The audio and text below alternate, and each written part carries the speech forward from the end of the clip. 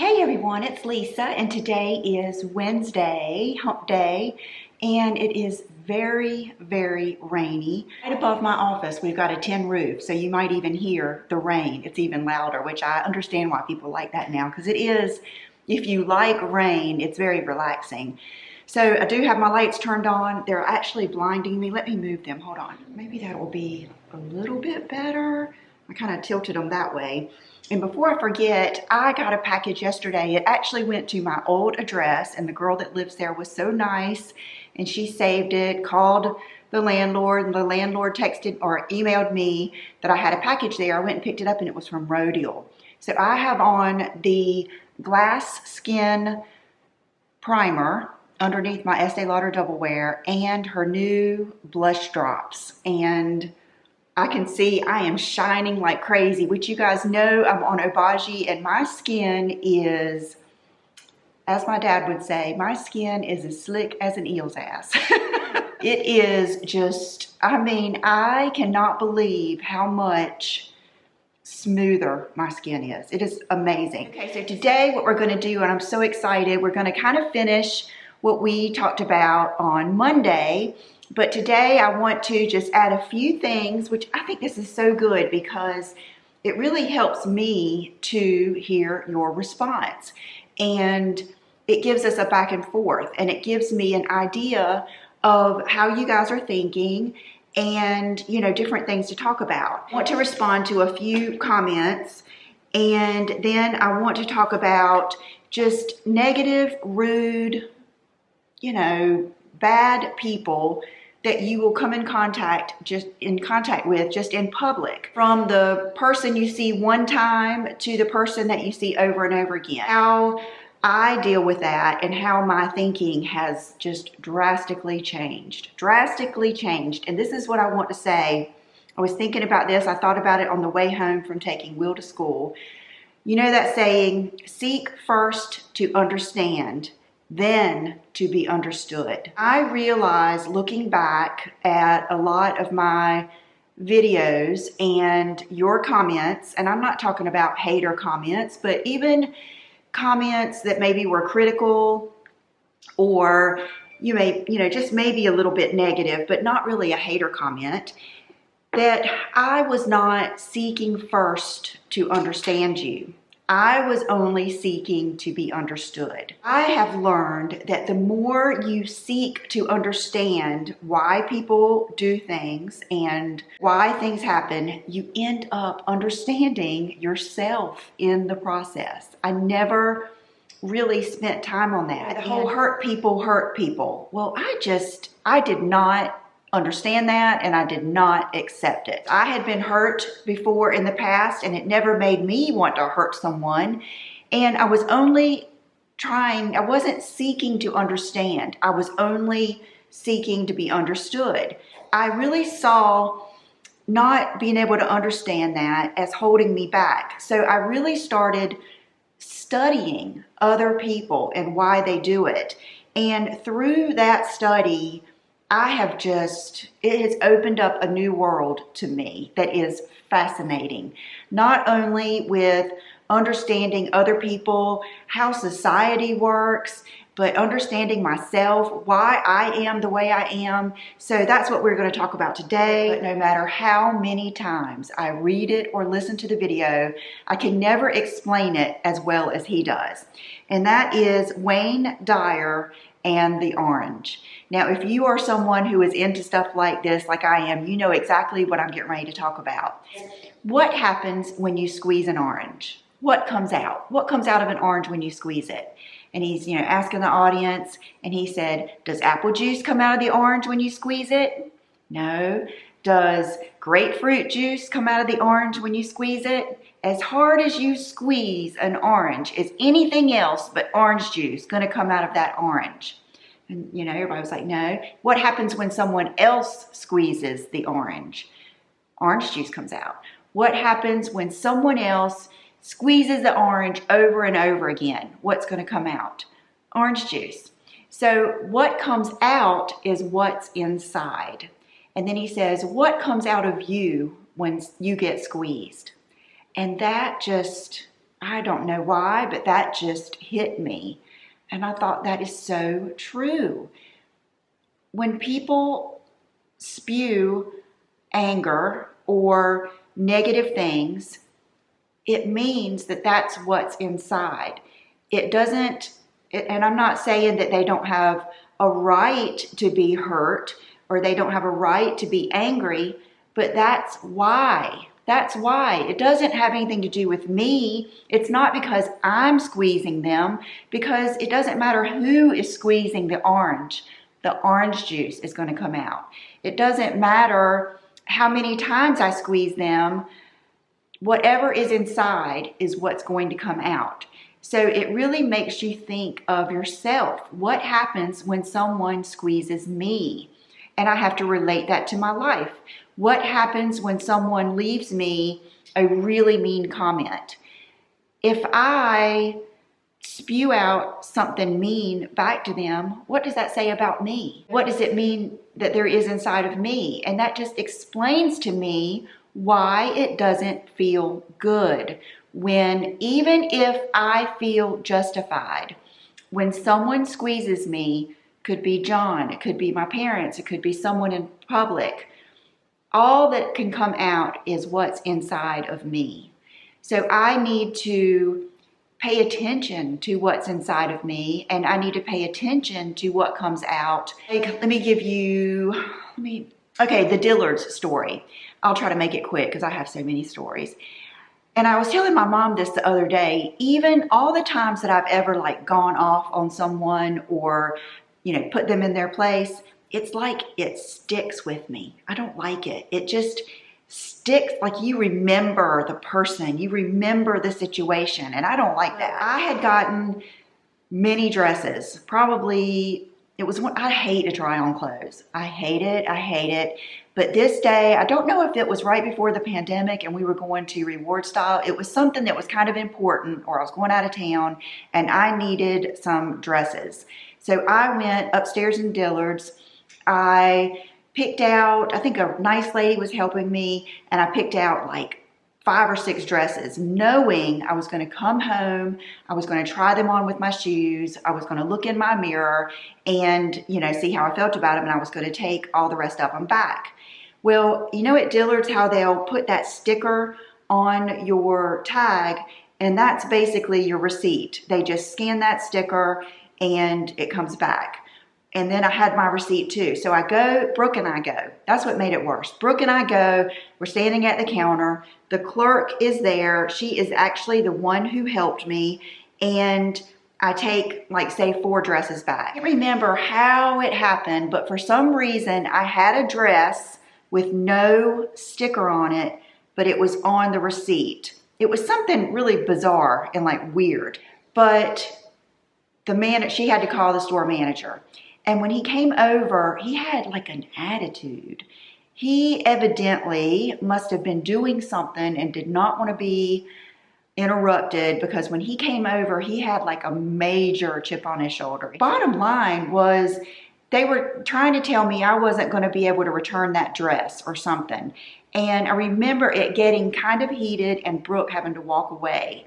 And in my, I remember thinking, I wasn't happy about what was going on, but in my mind I was thinking she needs to know, how to take up for herself. And she needs to know, because I'm always trying to think of what kind of example am I setting. And bottom line is, when they were ringing up the dresses, they had put 2 stickers on top of each other. So somehow she ended up realizing that, peeled the one sticker off, and there was a sticker for the other dress. And everything was fine. But it had like really worked me up, because I just couldn't believe that the customer wasn't right. I mean, he was just ready to fight me when he came out there, and it was just a bad situation. Just wish I would have been a little calmer and not let it get to me like it did. And just, I don't know what I could have done actually different, but I wish I just would have thought about it in a different way. I kind of thought about it as, he's not going to take advantage of me, or I'm the customer, you know what I mean? And so that is the Dillard story. And then every day, you kind of deal with something like that. And so I try to understand. Okay, now I want to talk about paradigms and something new that I learned. And if you are in the self-development world, or even the, self-development comes in several different forms, and it comes in, you'll notice it's almost like different languages. And the reason it is that way is because it's different ways for people to learn according to their situation. So don't get cooped out if you get on a video and they use words like, this word used to freak me out until I knew. I have a friend named Leah that is very knowledgeable on the Bible, and so I took the time to ask her, what do people really mean by tribes? You're in my tribe. I just wanted to make sure it wasn't something that was disrespectful to how I believe, things are. So she, told me that a tribe can be any group of people. You are my tribe. It can be even in the Bible, there were tribes. And so I was like, okay. So I had to just learn. So don't let words kind of kook you out like they did me. Where am I going with this? The paradigms. So you've probably heard of paradigms. Now, I always thought a paradigm was like I've heard people say, raise your paradigm. I knew it had to do with how you were brought up and the influences that society, you really just have no idea how much you are formed and your ideas are formed in your childhood. The things that do that are your family, not just your parents, your family, your friends, society. It could be the news, your teachers. Teachers have such a big role in your opinions and how your ideas when you are in the most influential stages of your life. Most of your paradigms are formed when you are, early to, I would say almost through high school. This is what I didn't understand about paradigms. Paradigms are even little things. Like, it's the best explanation I have ever heard is from Stephen Covey. The word is a pattern. The pattern we expect to see. The mental image of the way things are. That could be with money. That could be with politics. That could be with relationships. That can be even something as small as you're supposed to eat dinner at 5 o'clock, or you are supposed to eat breakfast, or you are not supposed to. It can be little things like that. So that's why when I say John and I were raised with a lot of the same paradigms, that's why we really do not argue that much. We were raised with the same kind of the way things are supposed to be. That's what I'm trying to get across. So that is something I wanted to just give you to think about when you come across people that act so totally different. And that is something that I've had to think about. Maybe they weren't raised like I was, even when it comes to money. And think about the people that were raised thinking all rich people are evil, all rich people are selfish, all rich people are greedy. If a person is raised hearing that over and over again, not only does it scar them and maybe keep them from being able to explore that life, but it forms an opinion so that when you pull up in a nice car or have nice things, they immediately think that of you. So that's something else I've had to wrap my brain around. Then another thing is the orange thing. I did not realize the impact of someone having a bad day, or maybe they had a whole bad childhood that I've never experienced. So what I try to do now is if someone is rude to me, I try to not hold it against them.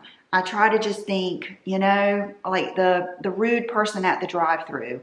It's hard for me not to think, they're just so rude. There's a reason that the people at Chick-fil-A stand out. And I cannot believe that other companies have not picked up on that. But sometimes when you pull up at the dry cleaners, or I can't say even because I go through drive-through everything now. When I pull up to get like a prescription, they're usually pretty nice. But sometimes just people act like you are just getting on their nerves, and like that's their job. And that used to make me mad. I just didn't understand it. But now I understand it a little bit more. I am squeezing them. Even if it's right or wrong, I'm squeezing them, and what is coming out is what is inside of them. And I have no idea what is inside of them. It goes back to even the bully at school. I mean, how many after-school specials do you see where, you know, the bully this, the bully that, you find out the bully goes home by himself. He might not have anything in the refrigerator to eat. You know, just things like that. I'm sure teachers can tell you plenty of stories. Then another thing that I've had to just understand and just get a grip on is there are mean people in the world. And just because I wasn't raised around mean people, or before I got on YouTube, I didn't know there was so many mean people, that I got to get over it. There are mean people in the world. There are people that have issues, that are psychopaths and sociopaths, and I've got to understand that that's just going to happen. Don't let it upset me. Don't let it ruin my day. Don't be surprised. Just face it and go on with my day. One of you said, Lisa, one of your best virtues and one of the things that we love about you most is that you're kind and that you are positive. Don't let the negative people take that away from you. And I was like, oh my goodness, that's so true. That's so true. I can't let negativity take that away from me. I can't let a negative person take away my orange juice. That really did help me so much, because I do think that that's one of my virtues, is that I'm honest and that I want the best for people, all people. I don't have any feelings of anything but wanting the best for people, and it's just not like that with everyone. And I think I was watching one video and the guy said the best revenge when you come before a shameful, mean person is not to let them make you a shameful, mean person. I'm going to close with this.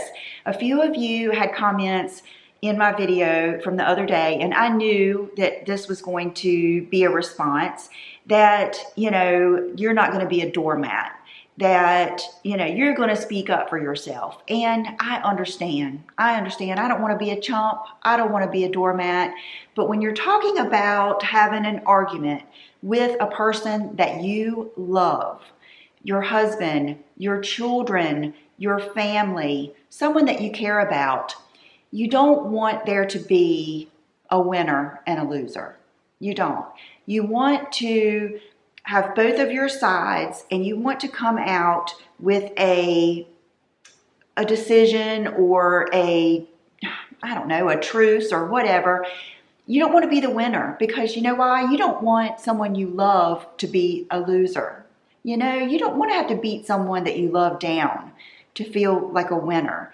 So try to think about that. Make your marriage the winner. Make you having a good day the winner.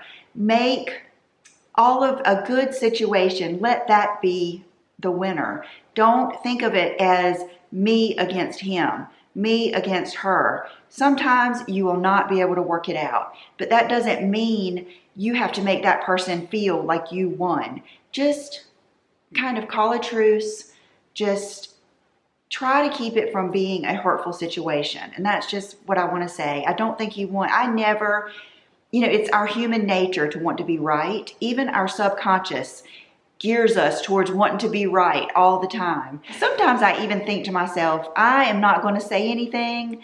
I'm going to let you slide with this. I'm going to do this for me so that I can have a peaceful day. I'm going to let that little teeny comment that you probably didn't mean, that I know you don't think like I do anyway, I'm going to let that slide, and I'm going to have a good day. That's a lot of the ways I think about it too. So, gosh, I could just talk about this on and on. I'm sure you can tell.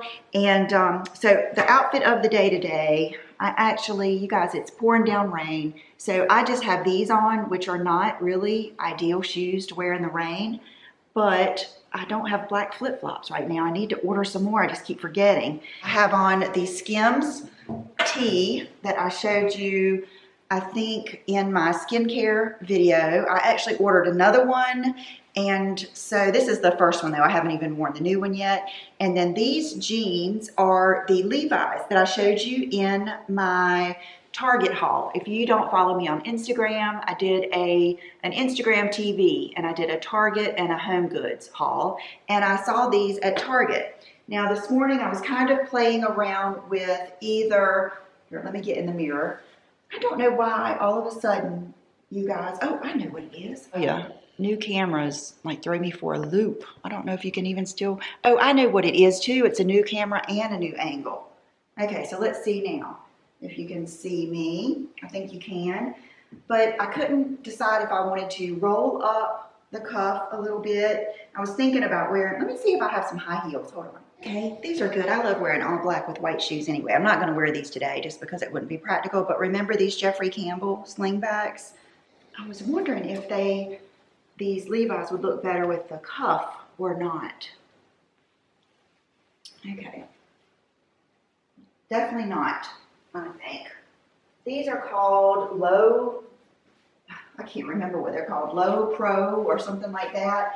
They're mid-rise, full through the hips and thighs. I think they're kind of like a straight, almost like a boyfriend, and I think they're really cool. As soon as it gets more boot season, I would definitely just put boots on. But I love black acid wash jeans, and these were, I think, about 60 bucks. And for accessories today, I have on my Dean Davidson Onyx Castle ring, his signature, what are they called? The knockout studs, the big ones in onyx. And then I forgot my watch. I'll have to put that on before I leave. So thank you guys so much for being here.